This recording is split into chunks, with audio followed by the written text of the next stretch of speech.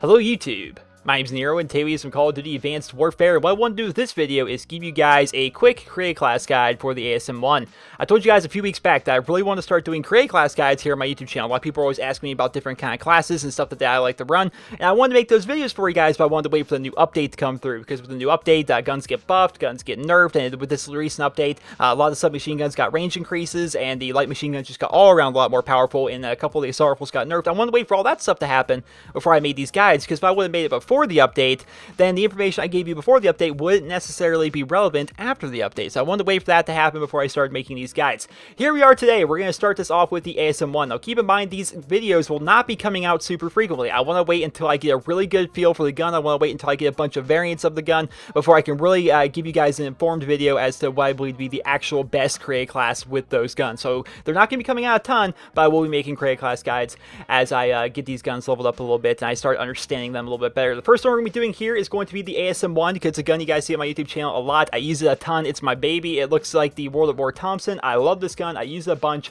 and here we go. Let's do a create class with it. So the ASM1 itself, I have two of them. I have the Speakeasy variant, which is my favorite variant. It is, in my opinion, the best variant of the ASM1. If you're looking for a particular variant of the ASM1 that you should be going for when you're going through your supply drops, this is the one you want. The Speakeasy one, in my opinion, is by far the best one. It is amazing. As well as I have your stock ASM1. So I'm going to be showing you how to make classes with both of these here in this video. But one thing I want to point out really quickly is that the Speakeasy variant comes with an integrated extended mag. What's unique about that is, as you can see, it's locked. I can't get rid of it, and it does not actually take up a spot on my pick 13, which is fantastic, which means you basically get an attachment for free, and it's very, very nice. Let's go ahead and make this class with the normal ASM1. That way I can give you guys kind of an accurate representation of how to run this gun. And of course, towards the end of the video, I'll show you how I run it with the Speakeasy. Here we go. What we do with attachments on the ASM1. I have found that I really like extended mags. I find extended mags is just something that I want to have all the time on the ASM1. If you're a World of War player, it's this gun reminds you of the Thompson. You're going to want that round drum on there to remind you of the World of War Thompson, right? And it just works out very well. You get a giant magazine, 67 rounds. It is absurd. It's definitely very, very nice to have that. You never really need to reload. Ammo's never really an issue with this gun if you're using extended mags. And that's going to be relevant later on because we're not going to have to use Scavenger in our perk 3. So extended mag, definitely run that thing, run it all the time. The other attachment I like to run on this gun is actually going to be the foregrip. Now, some people may say advanced rifling for more range. Some people may like quick draw grip or laser sight for hip firing, or they may like suppressors. For me, I just think all this gun really needs is a foregrip, because it has the best damage of all the submachine guns by default, without any upgrades, of course. By default, it has the best damage. So that means you're going to try and take people out at longer distances, at medium to long ranges. You're going to feel as though you can, and you're going to try doing it with this gun. You are just going to. And when you do that, when you're going up against the HBR A3s and the Ball 27s of the world, you're going to want this grip to help you manage that recoil at a distance, be able to take those people out. And keep in mind, the ASM1's powerful. It's got some good range. It hits like a truck. It's got some good damage. You will be able to take people out of that range with this, and that grip is going to be what is helping you actually hit those people down range. Let's go here to the perks. I actually use quite a bit of perks on my ASM1 because it's my submachine gun class. It's a class I like to run around a ton with. So here for perk 1, first thing I always try to grab on my classes most of the time is low profile. Low profile is just amazing. You have a lot of people nowadays running around with the support UAVs, and on that support UAV, they're running the orbital, they're running the threat detection, and it's unavoidable because they have support on it. They're eventually going to get these kill streaks, right? So low profile is just going to completely make you immune to those things, make it so people don't know where you're coming from. A lot of people always seem to say, Nero, why do you use a low profile style perk, whatever equivalent it could be, like UAV jammer or ghost or anything like that, but why would you run that without a silencer? And to those people I say, you don't necessarily need a silencer to run a UAV countering perk. You don't need to do that. You want to stay off the UAV. You can go up to somebody, you can shoot them, take them out. You're going to show up on the minimap for a little bit. By that time, you have a submachine gun. You're getting out of there. You'll be fine. Trust me, it works just fine. You do not need to run a silencer if you're using low profile. A lot of people seem to have that misconception. Another perk I like to run with perk 1 is actually lightweight. Now, this one's interchangeable. This one is personal preference. So a lot of people may say submachine guns, they already move pretty quickly. Why would you need to have lightweight? For me, I'm all about moving around around as fast as humanly possible while I'm using a submachine gun. I want to be bad breath distance from these people all the time. I'm always taking flags. If I don't have 10 captures in the game of domination, I'm doing something horribly wrong. You know, I like to move around with lightweight. It's very good for me. I definitely like to use that. So I recommend that to you guys, but some of you guys may want to swap that out for something like Flak Jacket, perhaps. Perhaps you would like to use Flak Jacket if you're playing a game mode like Momentum or something, but I haven't really ever found in Domination or Search and Destroy or Kill Confirmed or Team Deathmatch or really any of the popular game modes, I've never really found any game modes like that where you're just completely being dominated by grenades or anything like that. So lightweight and low profile are definitely the perks I recommend for perk 1. Here, perk 2, I considered putting peripherals. That's kind of a personal preference one, but in terms of just a better class overall, you're going to have Blind Eye on. It's definitely very powerful, especially when you're playing these game modes now after the update where score streaks are getting called in a ton more. Like, they're just getting called in a bunch. Like, anyone can get good kill streaks. I've made videos where I'm getting a bombing run with 2 kills in Domination. It's absurd. It's absurd. I get 2 kills. We're like 5 seconds into the game, and I've got my bombing run erased. So you're going to want to have Blind Eye on to be able to make it so people can't see you with their sentry guns. They can't see you with their warbirds. They can't see you with your paladins and stuff like that. You're going to want to have your Blind Eye perk on. That's all we're actually going to be using for perk 2. Here in perk 3, I run 2 perks, and these perks, in my opinion, are ridiculously crutch, and you need to use them. Toughness, less flinch when shot. That is going to help you in all aspects of the game. You definitely want toughness in all your classes, as well as Blast Suppressor. I actually made a video saying Blast Suppressor is probably the best perk in the game. It allows you to move around the map as fast as you want without showing up on the map every time you want to do a dash, every time you want to double jump, every time you want to strafe or do anything like that. You're not going to be showing up on the map, whereas other people who aren't using this perk are going to be showing up on the map. So you definitely want toughness and Blast Suppressor.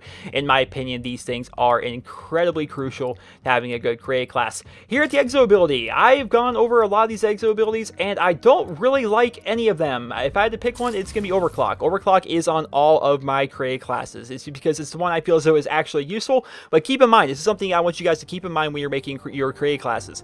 The Overclock Exo ability, any Exo ability in general, is a luxury item. It is not necessary. If there's something that you really want to have on your create class, maybe you really want to have your pistol secondary, but you can't fit, or you really want to have an extra grenade, or you really want to have 4 kill streaks, or whatever, your Exo ability is a luxury. It is not a necessity. You do not need to have an Exo ability. For me, I like having Overclock because if I die, I spawn back in. I can instantly get back to where I was, try and get that revenge kill, try and get that flag capture, try to do whatever, right? Overclock allows me to actually get there faster, and that's what I like about it. That's why I end up using it, but it is not a necessity. You do not need to use this all the time. I would just like to kind of hammer that home for all you guys out there. That is not super necessary. Keep that in mind. Here we go. The rest of this is really all personal preference. You do not need to have a grenade if you do not like to, but you could, of course. Maybe you want to run EMP. Maybe you want to throw down smoke, which don't throw down smoke. It's never been useful. Never has, never will.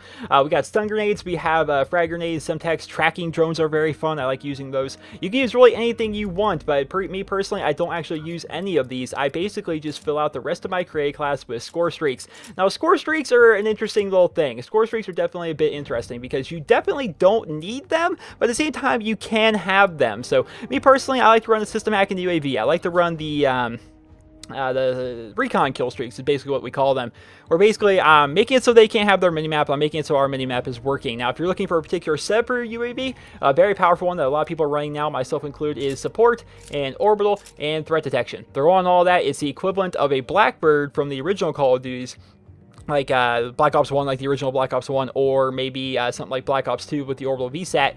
It basically is the equivalent of that, but it's also on support, so you get it pretty frequently, and if you have a couple teammates you're all running it, you can have it up all the time. Now, keep in mind, it is countered by the low-profile perk, but it's definitely nice to have nonetheless. Now, your system hack, I never really do anything fancy with the system hack. I always end up just going with extra assist points, that way I can get closer to my other kill streaks a little bit faster. Now, keep in mind, the system hack was recently updated, so the giant X's now show up on the map, on your screen, as well as it makes it so it's now 700 score by default to get. As you guys can see, it's 700 score right there, whereas before it was 600. So definitely keep that in mind, but it's not that hard, especially in domination and stuff like that. It's really easy to get 700 score. So I like to run the extra assist points, that way I can get some more points from that, and that'll get me closer to my UAV a little bit faster. This is how I run my standard ASM1 class. Now, once again, keep in mind the Exo ability is a luxury item and it's not a necessity. So let's say you want to have 3 kill streaks. streaks. Perhaps you don't like having all these perks and 2 attachments, and you want to have your 3 kill streaks. Just get rid of your ability. Just get rid of that. Pop on your bombing run, whatever kill streak it is you want to run, pop it on there, sorted, you're fine. Now, how I run the Speakeasy. Speakeasy is basically the same idea, except we can get rid of this extended mag, we switch this over to the Speakeasy variant, and then we put on our foregrip, and now we actually have room for our exo ability. So here we go. We got overclock right there. I got my 3 kill streaks, got my exo ability, I got my 5 perks, I got my 2 attachments. This overall is the Cray class I use with the ASM1, but keep in mind, if you guys don't have the Speakeasy variant of the ASM1, then just go ahead and do what I did before this, where basically you just go over to your normal ASM1, you put on your foregrip, you put on your extended mag, and then you get rid of either your 3rd kill streak or you get rid of your exo ability. Really depends on which one you want to have. Definitely depends on that. That's what's kind of fun about Call of Duty. It's all about personal preference. You can really tailor your classes to fit your own playstyle. So I hope you guys will enjoy this video. That is how I run my ASM1. That is my Cray class guide for you guys today. I will be doing more of these in the future, but once I get more experience with the guns and once I really feel as though I have enough variants to try out and I really feel as though I'm really kind of mastered that gun a little bit to be able to give you guys an accurate video as to how you guys should be running that gun. So keep that in mind. These videos will not be super frequent, but they will in fact be made. Don't be sending me messages every single day saying, Nero, why won't you do a guide on this gun? It's like, it's because I don't have a lot of playtime with that gun. It's probably because I don't have a lot of kills with that gun. It's because maybe I don't have a ton of different weapon variants for that gun. That could be a reason why I don't make those videos, and that's all completely out of my control. It's all up to RNG whether or not they're going to give me certain variants to try out. So I will be making these videos, but they will be infrequent. Keep that in mind. They're not going to be a new one every day. They're not coming out on a schedule. I can't even guarantee you guys once a week or once every 2 weeks. I can't even guarantee that, but keep in mind these videos will be coming out as I see fit. I hope you guys all enjoyed this video, and if you did, please be sure to leave a rating. Hope you guys all have a wonderful day.